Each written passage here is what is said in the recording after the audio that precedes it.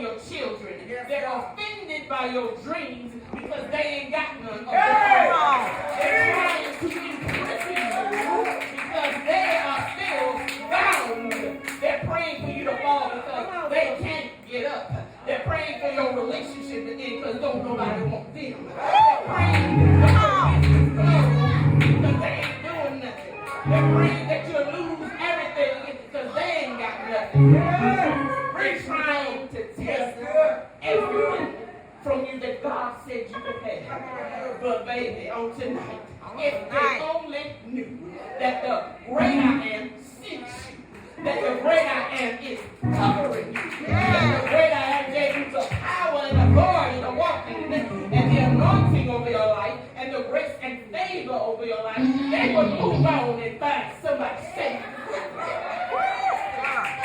So when you know the power of your presence, when you know the power of your presence, you won't just let in everybody in your face.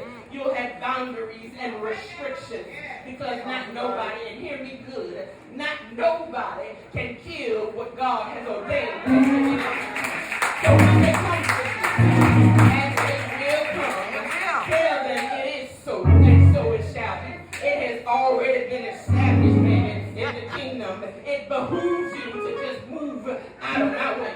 And not only that, stop letting people change your GPS coordinates that God has already set for your journey. Don't let man interfere with change your direction. God said, you need to go left. Don't let man in your ear say, baby, let's go right. No, we ain't doing that no more. We ain't doing that no more. Stop letting people change your GPS coordinates. You know the ones who like to say, oh, I know a shortcut. Let's go this way. Thank you, but no thank you. My path has been set. I don't need no shortcut. I don't need no distractions. I don't need no co-pilots. I don't need no busy mind passengers. I don't need no unnecessary roadblocks to derail me from where I'm supposed to be going and from the things that God has said I'm supposed to have. Stop taking on these new directions with unauthorized passengers. Stop picking up hitchhikers that wants to talk you out of your blessings. And we need to stop telling ourselves and accepting people's opinions that we can't have what God said we can have based on our past. Why? Because I don't even live there no more. The past has already passed. So stop letting people tell you that you are not worthy of the good things in life. We need to stop allowing people's intentional malice against us to deter us from what we're called to do. Let them dig their graves. Let them dig their graves. Let them dig their holes. Let them dig their ditches. You just step over there. Get out of my way, devil. Listen, come on here. The enemy isn't interested in who you are now. He's coming to stop you from becoming who you're called to be. From what you're called to give birth to. The enemy is coming in like a morning after pill. Y'all know what kind of pill that is, right? Y'all know what they do, right? Yeah, it comes in to snuff the life out of what you're supposed to give birth to. They're coming in with all kinds of tricks and gimmicks. But when you understand how much the enemy fears you, you'll stop trying to negotiate the truth. Let me say that again to the people in the room.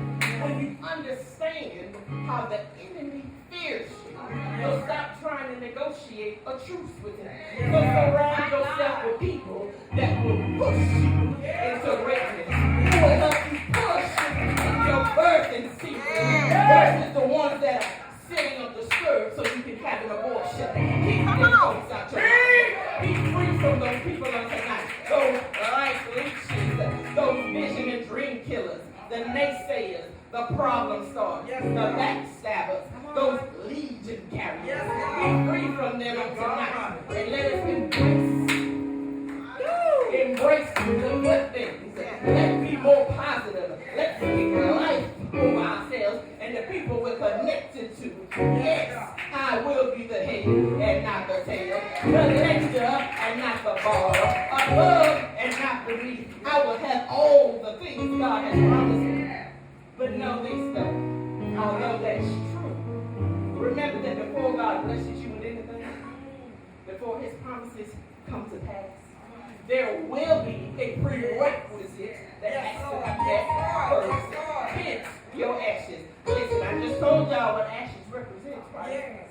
Those are the things that are the prerequisites. Yes, God. It is those things that you have to go through and experience, learn the lessons from, and learn the lessons from, and just sit in God's presence. Yes. Sit in his presence until he tells you to move. Yes, but God. before you hear God say it is finished, before you hear God say job well done, Yes, before God. you hear God say you can have the desires of your heart, Yes, before you hear God say you can have what you petitioned me for, before you hear him say here is your blessing, a prerequisite must be met. All right. But what is this prerequisite you talking about? Well, I'm glad you asked. A prerequisite is the thing that is required as a prior condition of something else to happen or to exist. Too many of us are reading scripture and leaving out the part that requires work because we don't want to do that. Y'all ain't hearing what I'm saying. Too many of us are leaving out the part that requires work. We're leaving it out, and we don't want to do anything. But if you go back and read scripture, where God talks about promises, you'll see the word if. I-F. If is a conditional clause. This will happen if you can have this. If you can go here. If I will give you this or that. If you can have the desires of your heart. If it's a conditional clause which requires action on your part first. You don't believe it? Let's go to the word. So, it's in Deuteronomy 15:4-5. It reads, however, there needs to be no poor people among you. For in the land the Lord your God is giving you to possess as your inheritance, he will richly bless you if only you fully obey the Lord your God and are careful to follow all these commandments I am giving you today. In Deuteronomy 28:13 reads, the Lord will make you the head, not the tail.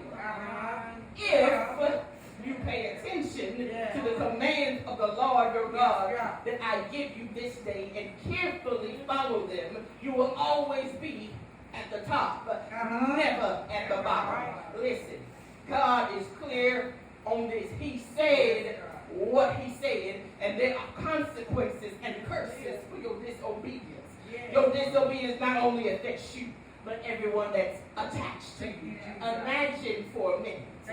Your disobedience is what kills your bloodline. Can you carry the weight of that? Do you want to be known as the one who cursed your family, as the one who cursed the generational bloodline? If not, then the prerequisites are necessary. So don't you dare despise your actions. It makes you who you are. It has a purpose. But the devil doesn't want you to get to that person. As a matter of fact, he already canceled you out. He already said you ain't going to do it. You ain't going to make it. He's written you off. He's betting on you to lose. He's trying to put you in a permanent box in the ground. Ashes to ashes, dust to dust. But the devil is a lie because God ain't done it with you yet. You've got work to do. Your ashes will produce something greater than you ever imagined. You know what produces ashes? Or what it is? Ash is the remnant of fire. It's the residue that's left behind after God has done a great work. It's the residue that's left behind after God done did what he did to do. Y'all ain't hearing me. Ash is the residue that's left behind. Can you imagine that type of residue falling on you? Resting on you, seeping into your pores. That type of residue being inhaled and exhaled. Imagine how you're going to feel. But that residue has a purpose. It comes to do many things. There can be no molding, no burning away, no shifting, no restoration, no stretching, no elevation, no giving birth to, no Christ-like configuration, no newness, no cleaning of your hands, no ordering of your steps. There will be nothing done if you can't endure the fire. So press into God's presence so he can do his work. So he can stretch you. so he can mold you, so he can clean you up before he sends you out before his people. Now, this ain't no regular fire I'm talking about. This ain't no backyard barbecue pit fire. This ain't something you can just ignite on your own with some generic lighter fluid. This type of fire can only be ignited by God's command. It's an all-consuming fire. But the good news is it won't take you out. This ain't no ordinary fire. Just ask the Hebrew boys. Y'all remember the Hebrew boys, don't you? You know what saved them boys? Their obedience to God. In spite of what and who came against them. And that's how we need to be when we're faced with adversity. When the ashes are brewing. When the heat rises. When we need to stand 10 toes down, baby. We're going to stand up and we're going to look directly at these New Age Nebuchadnezzar folks. And with conviction, we're not going to move. We're going to never bow down to your kind. We will never bow down to your idol God. We only serve one God. And that's what the Hebrew boys knew. They knew their God. They knew he would come through, and if he didn't, he had already done enough. He had already made a point. So the God I serve, just like he did the Hebrew boys, when he puts you in the fire, baby, you coming out. You ain't even gonna smell like you've been in no smoke. There won't be no ash on you. It's gonna be all burned away. He's gonna create in you a clean heart. He's going to mold you into something different. But yes, the fire is going to hurt. It won't feel good. It won't taste too good. It'll seem too much at times. It may seem too heavy for us to carry. It may seem unfair. It may seem unjust. It may cause fear. It may cause you to worry. It may cause you desperation. It may cause you to be depressed. It may cause frustration. And all these things it may cause. But don't y'all just love when a sentence is interrupted by a but? Let me tell you what but means. It's used to introduce something that is impossible to you, but possible to God. I just told y'all to be unbothered. Leave them folks wondering how their plan didn't work, how it didn't take you out, how it didn't kill you, how you're still standing and looking good. Leave them wondering, who is this God that Nicole serves that I can't even get to her? Who is this God? That's what people need to see when they see you. Who is this God that they serve? I want to know who this God is. And I'm so stunned that even the enemy got to say, who is this God? So they can study them for themselves. Who is this God that you serve that has a shield around you that I got to ask permission to touch you? Yes, God. Some of us need to even go deeper in God and have us a Lazarus moment. Where we need God to call us out of the tombs, to call us out of the darkness, to call us to come forth. But because we're bound with grave clothes, with dead things, with people who are assigned to us, with the things of this world and the things from our past, we can't move. We're weighed down. But tonight we come to prove the enemy wrong. God gonna loose you from everything that's dead and resuscitate you. And guess what? Not gonna resuscitate you, but guess what? What's dead to you only needs a command from God. You missed your chance to shout. I said what's dead to you only needs a command from God. So with that being said, we can stop all this negative talk about this process.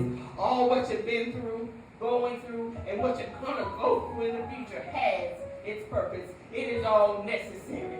The heartbreaks, the breakdowns, the resentment, the bitterness, the abandonment issues, the unjust attacks, the self-made prisons, the failures, living check to check, the financial hardship, the shame, the guilt, the isolation, the loneliness, the rejections, and everything else was and is worth it. You know why? Or how I know it's still worth it? Because we're here. Because you're here. Because I'm still here. And you being here means you are still a part of God's divine plan. He ain't done with you yet, baby. And there should be shouting news for somebody right now because it could have been the other way. Actually, it should have been the other way. But yet still, we're here. We're still standing. We're still breathing. We are still here. There's no other person like you. There will never be another person like you. So stand on that fact. Know who you are. Be who you are unapologetically. And every inhale that you take and every exhale, we should give it gratitude. We should exchange every breath we take with gratitude. These actions are producing worthy vessels in the kingdom. It's producing faith like none other. It's producing patience. It's producing love more like Christ. It's producing walking, living testimonies. It's producing warriors in the spirit. It's producing generational curse breakers. It's producing teachings of the word. It's producing greatness. So good people, on tonight, you're predestined for greatness. He already wrote your story.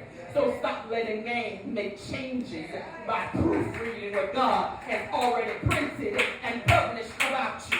It is already written. God has the publishing rights. Therefore, no editing is allowed, nor is it necessary. No changes can be made. It's a done deal. You've been stamped, approved, and sealed by your daddy. So stand on who he says you are and go forth in nothing less. Your trials and tribulations are not electives in this life. You can't just bypass it. It is a required course. It is inevitable. It is unpredictable. And it is innumerable. It doesn't matter where you're going through. It just matters that you're going through. So stay with the process. Let it do what it needs to do so God can be glorified. Because the longer we despise our ashes, we delay our blessings of beauty. And we rob God of his glory. So embrace your ashes on tonight so you can show up and shake it off in all the beauty that he's given you. I pray that something has been said tonight that gives you a different point of view. And most of all, that it points you towards God. I pray this message showed you how glorious a divine exchange with God can be. How beneficial it has to be to get a head-on collision with his glory. And when we stop despising our ashes, his glory will manifest in our lives. We'll see how doing the work and reaping our harvest will be none like no other. And when it's all said and done, when the dust settles and the mess clears and the people that don't even like you fall to the wayside, we're going to come out and we're going to say we made it out all right because God